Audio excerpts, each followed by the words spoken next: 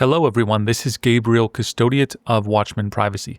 I'm about to share with you a single article from our Watchman's Torch newsletter that released on October 15th, 2025. I want to do this for two reasons. The first reason, increasingly my attention will be focused on this premium newsletter, and so I want all of you to understand what it's about so you can join sooner rather than later before you permanently lose the ability to view past articles. We have temporarily discounted the newsletter, and it will remain discounted for the next month. If you've been waiting for the optimal time to pay for Watchman's Torch, now is the time. I have been open about the struggles of monetizing a free podcast in previous months, and while several of you have stepped up since then, thank you very much, the word has not spread enough. So moving forward, the majority, if not the entirety of our attention, will go into the Watchman's Torch newsletter, as well as updating and maintaining the courses we have on escapethetechnocracy.com. That's not bad news at all. Our courses are phenomenal. You can check the numerous reviews on the website, and Watchman's Torch Premium Newsletter is one of the most spectacular newsletters out there, if I don't say so myself, and has been highly successful. My team and I wake up every morning more thrilled than ever to publish our articles and mixture of privacy tactics, thoughts on Monero and other crypto, GONZO journalism, and philosophical ruminations. The newsletter is quickly expanding and becoming more than I could have hoped. But before I say more about the newsletter, let me share the second reason for publishing the current article for all to view. For many months now, a character who goes by M_Solidus or Marconius Solidus has hijacked my privacy tactics and tried to peddle them as his own. He has amassed a large audience primarily on Twitter and to a lesser extent on Substack and some other privacy-related forums. Urban Hacker and I have been documenting his blatant abuses on Twitter for the last week, and all our graphs and analysis show clear plagiarism in the most disgusting forms you can imagine, sometimes word for word and idea for idea. You're welcome to follow our investigation on Twitter, or you can take our word for it. We will be continuing to expose him and should have a website with the documentation in upcoming weeks. Either way, we encourage you to watch out for this character and warn everyone you see following him. This is not just about blatant repackaging of our material without any attribution to sell to his customers. That's highly immoral. But it's worse than that. We have documented this person's lack of understanding about privacy. When he's not plagiarizing and goes off script, he gives terrible advice, fed posts, we explain what that means in this article, and engages in highly suspicious behavior. His repackaged work misunderstands my techniques regularly, revealing his own severe lack of understanding about privacy and about the law. He's risking his customers' and his followers' privacy and safety. This is not someone you want to be following. Since we are not litigious, we want to instead bring supreme community attention to this despicable character to make him a pariah in all privacy circles. Many of our followers have already noticed in our postings how blatant and irresponsible this person is. This imposter has certainly messed with the wrong community. So, once again, the article I'm about to read that talks about Fed posting in the context of the person we're discussing is just one of the many articles in our issue for October 15th, 2025. We release the Watchman's Torch newsletter twice monthly.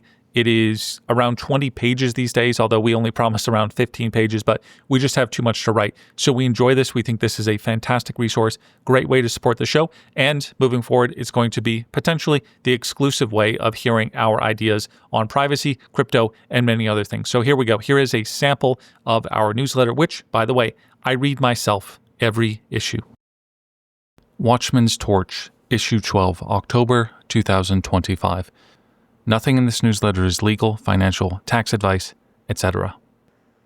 What is Fed posting and how to spot it? I was staring out of my window as the golden hour sun abandoned the city and faded into a bruised purple when my phone lit up with a radioactive green intensity. Curious, I picked it up and scrolled until I saw it. A post so perfectly engineered to incite extremism that I couldn't look away. Enraptured by the fantasy of it, I wrenched my eyes away to look out the window again. The sun had set, the darkness arrived, and as I lost focus, I began to see in the reflective glass the apparition of my own troubled face. For years, I've maintained that behavior and mindset constitute 90% of the work in cybersecurity and privacy, yet there's a shadow aspect we rarely discuss with the gravity it deserves: social engineering.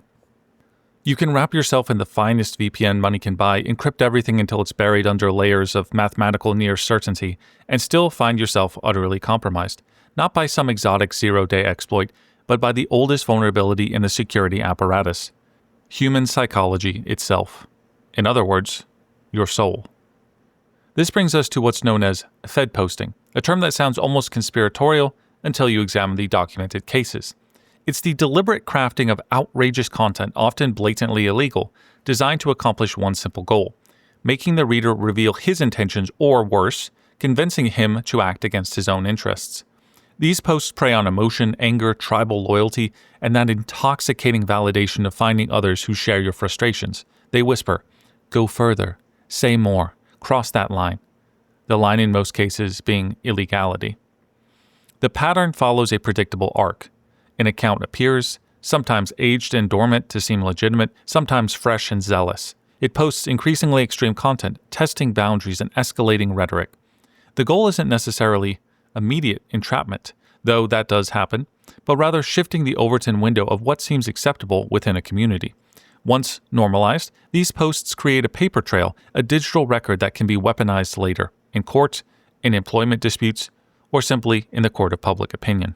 The technique isn't theoretical. From the Whitmer kidnapping case, where FBI informants outnumbered actual plotters, to countless smaller operations documented in court filings, the playbook remains consistent because it works. The best encryption in the world means nothing when you've been convinced to publicly declare your intentions, to associate with compromised individuals, or to take that first step down a path someone else has carefully crafted for you. This begs the question: how does one identify these glowing ones? Well, it's complicated, like trying to spot agent provocateurs at a protest, except the protest is every corner of the internet, and the agents have unlimited overtime. Consider the example below, taken from a tweet that appeared that evening in my timeline, practically pulsing with that telltale luminescence.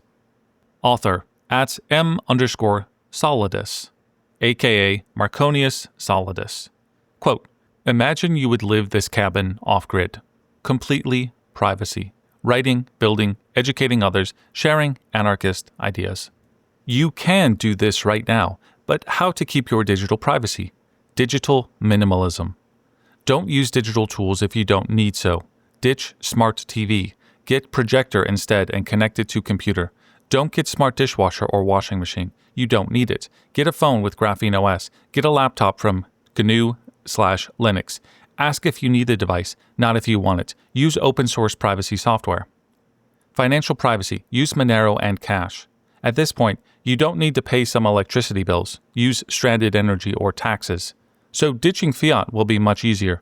If you still need to pay for some online services with fiat, use gift cards. Debank yourself slowly. Physical security. Arm yourself.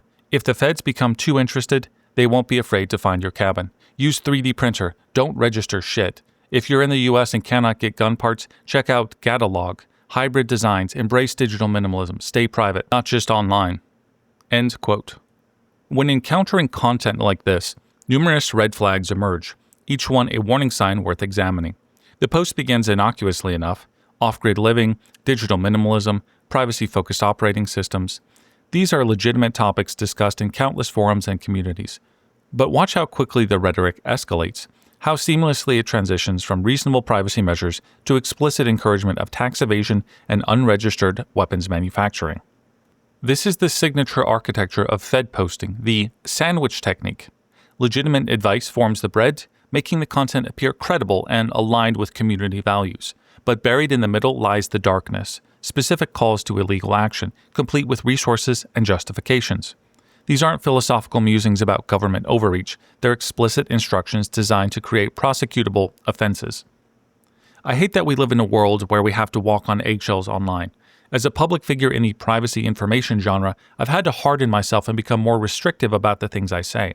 Obviously, one can't pursue privacy or help others to do so from a jail cell or caught up in the legal industrial complex. Moreover, there's a difference between talking around the campfire and talking on a podcast, liking a tweet, and sharing information in a forum. One is private. The other is engaging in publication, even as the listener or consumer, where the public record can and may be used against you, and where the anonymous accounts egging you on toward illegal behavior are not necessarily your fellow anarchists. Sometimes I wonder if the person behind the other screen is sitting in a field office somewhere, performance metrics on the wall, a supervisor breathing down their neck, about engagement numbers.